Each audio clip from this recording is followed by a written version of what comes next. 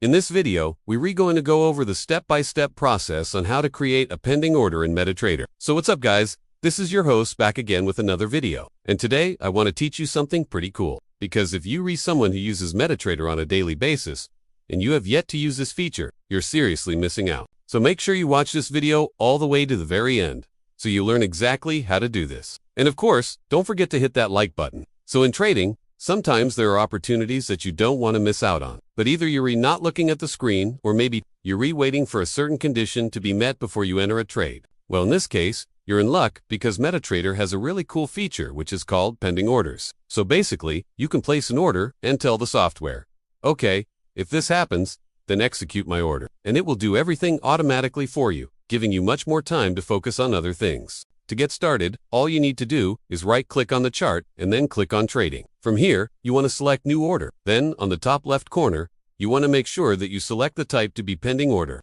Then you can choose between Buy Limit, Sell Limit, Buy Stop, or Sell Stop. So let me explain what each one of these mean. If you believe that the market will first move down and then back up, then you're going to want to use a Buy Limit order. Let me explain. So for example, if the current price is at 1.1, you're going to want to place a buy limit order at 1.0950.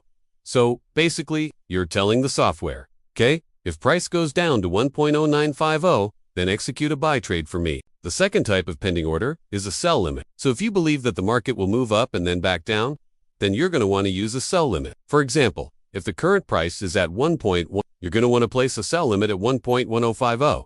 So basically, you're telling the software, okay, if price goes up to 1.1050, then execute a sell trade for me. Next, we have a buy stop.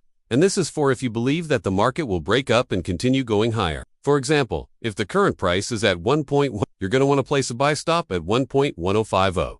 So basically, you're telling the software, okay, if price breaks above 1.1050, then execute a buy trade for me. And finally, we have a sell stop, which is pretty much the opposite. So if you believe that the market will break down and continue falling, then you're going to want to place a sell stop at 1.0950. So basically, you're telling the software, okay, if price breaks below 1.0950, then execute a sell trade for me. Once you've chosen your order type, you also want to take note that you can input your stop loss and take profit as well. So just simply type in the numbers. And once you're done with that, just click on place.